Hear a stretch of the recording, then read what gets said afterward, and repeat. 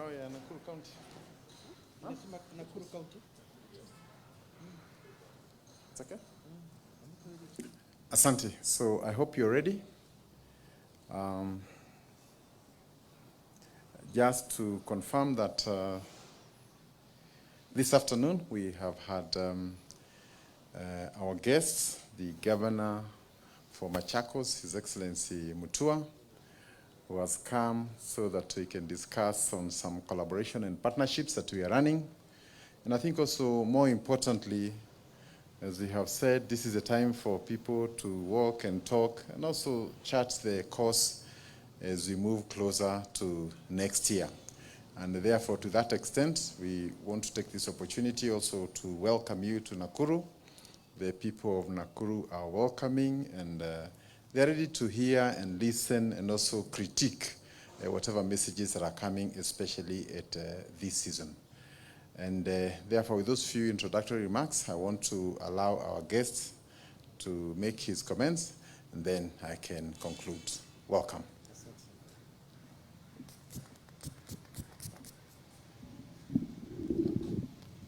Asante sana.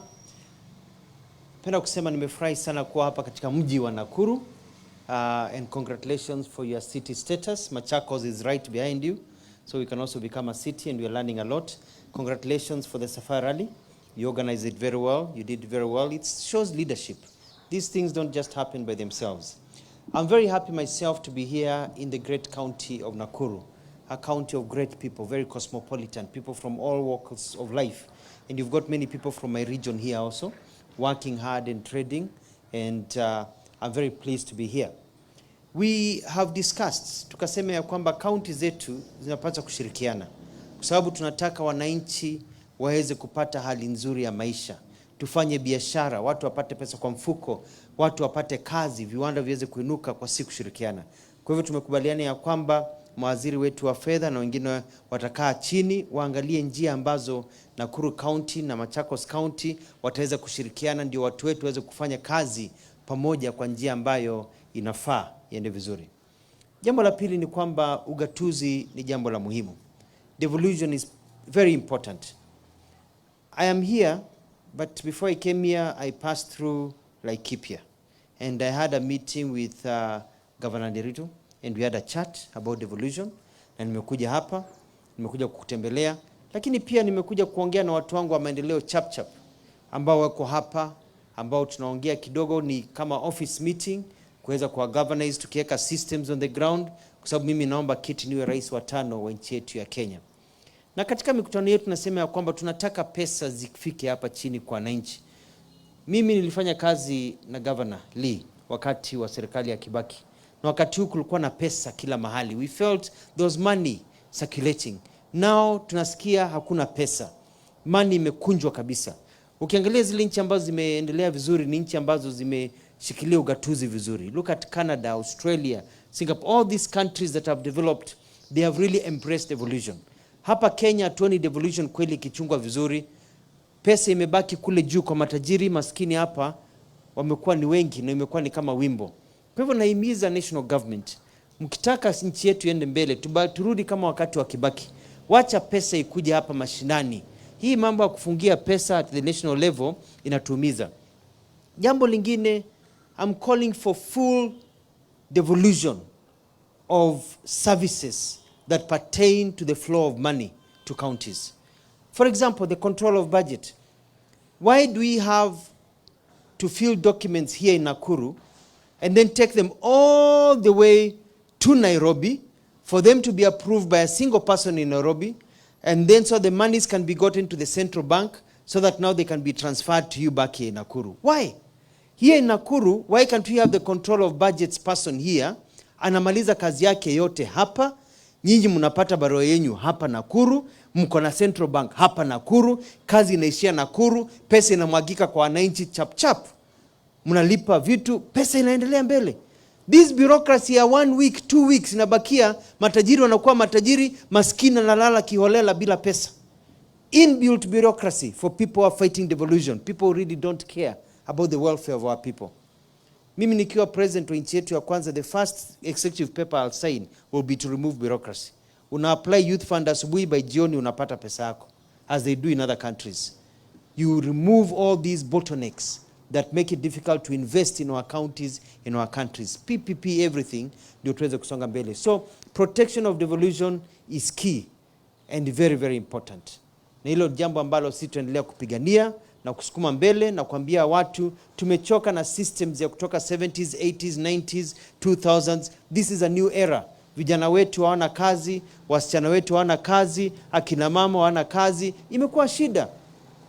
Alafu pia pesa ikimwagika, we'll be able to remove taxes. Kenyans are overly taxed. We tax our people. National government, VAT, kila mahali, land, ukifika kwa county, we tax you some more because we need the money. But we need to broaden the base. We need a new economic way of thinking. Have more industries, have more people to tax and reduce the taxes so that our people can keep more money in their pockets.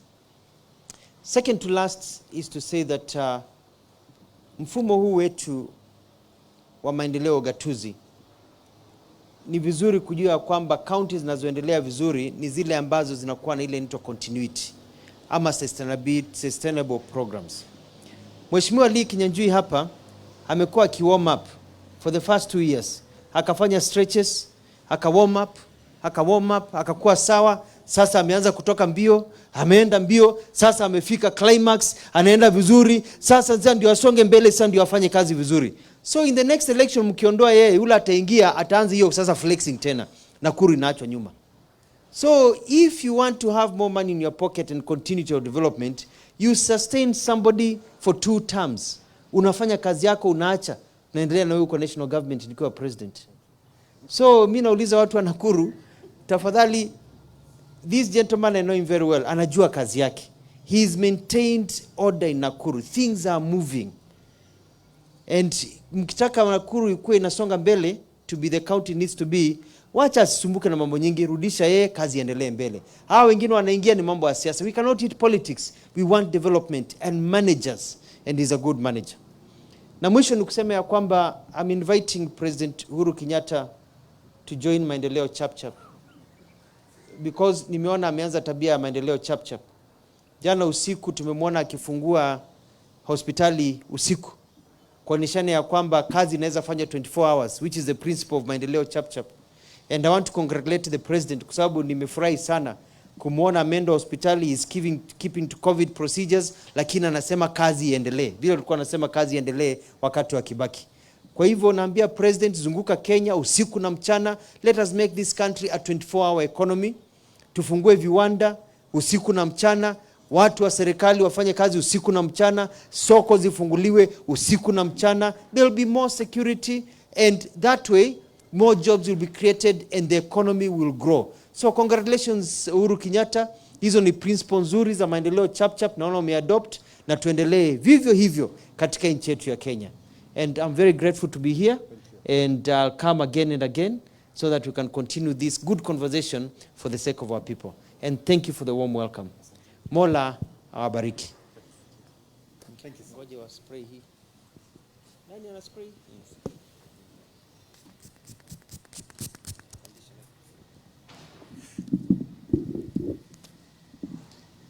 So thank you very much, Governor Mutua, for your kind words, and also for choosing to start your journey all the way in Nakuru, which is also a recognition that the Nakuru people and the Nakuru numbers also matter. And I think this is a conversation we want to deepen as we move forward. And as we have already indicated, Nakuru and Machakos have a lot in common. These are cosmopolitan towns, fast-growing people. There's industry, there's agriculture, there's everything that you can imagine, and therefore our people have a lot to learn. You also come from a generation that has been ignored for quite some time. So we will be looking forward to better times, and we wish you well. Welcome to Nakuru. We are people of great hospitality, and we believe as you come and engage, out of this conversation, something is going to come up.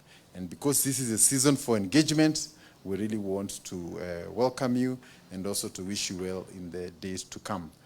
Again, on the issue of devolution, I want also to confirm that devolution in paper and devolution in practice are two different animals.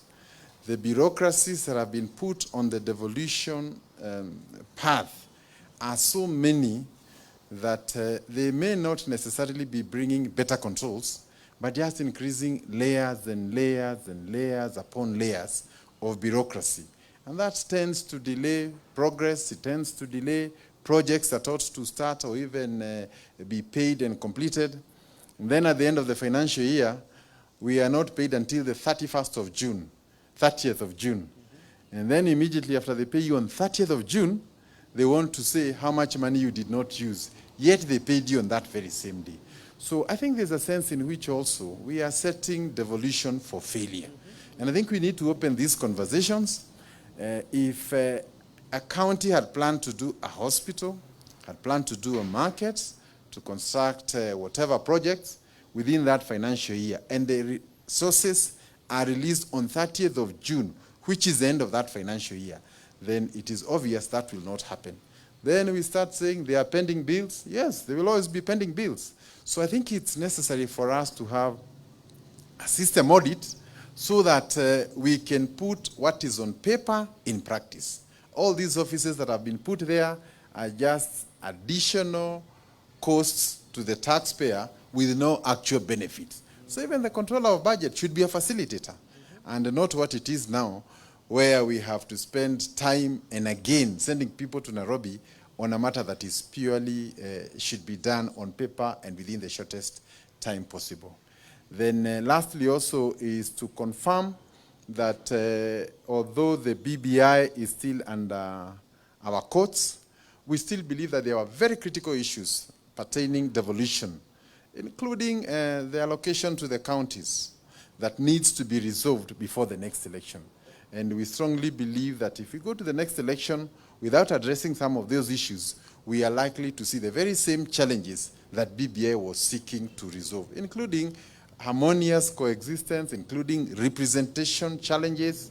And as I've always cited, Naivasha, I have a constituency with about 150,000 constituents, or registered voters for that matter, against another one with 30,000, and both members have the same voice in the House. So surely this cannot happen in this day and age. And I think at this level, we would want to request for leaders to come together irrespective of their parties, because this is a matter that affects all of us. I want to end there, once again, to thank you very much for coming and also honoring the people of Nakuru. If there are any Q&As, one or two, we can answer and then we release you. Thank you. Thank you.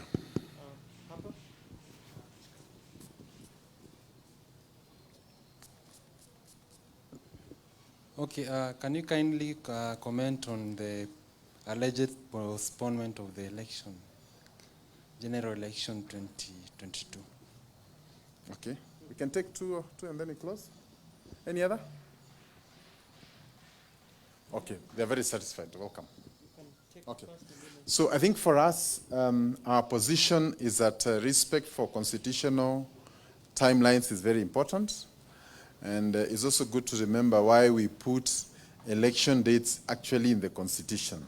It's because in the past there was a lot of darkness revolving around when the next election would be. And therefore, to create fairness across the board, I think it will be very important that we respect the timelines, and as we move forward also to prepare with those dates in mind. That remains our position, and we believe it is also important for all parties across the board to also have areas where we all agree, including election dates. And since it is in the Constitution, as it is right now, we have no choice but to obey it. Thank you.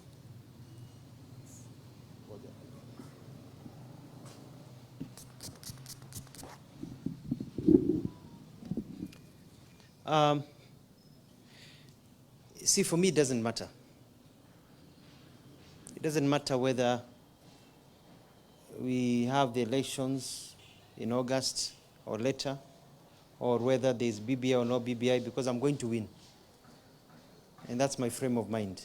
But I concur with my colleague that it is very important for us to adhere to the Constitution and to have very good reasons for everything that we do. We should not do things for a particular person or a particular group. Things should be done because they are set in law for the majority of us, knowing that law is set also to make our life better. So that is what is important. Fidelity to law is very important, but also we have to be reasonable about the times and everything. Unless there's an emergency or everything, I don't foresee the elections changing unless there's something really, really bad. So we need to adhere to that, and Kenyans need to be convinced that there is need to push the elections further than what the Constitution says. And that's it's a simple. Let's not complicate life. Let's just make the life of Kenyans simpler. Tusiharibu pesa. Hiyo pesa tumwage hapa chini kwa devolution, to reduce taxes, tumwage pesa hapa tutoe bureaucracy, pesa izunguke, ndio watu wakuwa nasikia vizuri wakiwa na pesa kwa mfuko. That is what people want. And I want to say thank you watu wa Nakuru. Nimesema asante sana, nimefurahi sana, mmenipokea vizuri sana, na mimi nitaendelea. Kesho niko Nyandarua nikiongea na Governor Kimemia na watu wa Nyandarua. Nimetoka kwa watu wazuri wa Laikipia, na nitaendelea hivyo hivyo katika nchi yetu ya Kenya. Nimezunguka mahali kwingi, nilikuwa Kwale, Kilifi, nilikuwa Lamu, nilikuwa Embu, huko naenda Kenya yote kuambia watu ya kwamba do not give up hope. There is light at the end of the tunnel, and it is time for generational change, as Governor has said. We are of the same generation. We have now to take over and run this country properly. Return this country to where it was supposed to be. Hatuwezi endelea na wale tu. We need fresh blood and a fresh movement. Asante na Mungu awabariki. Asante. Thank you.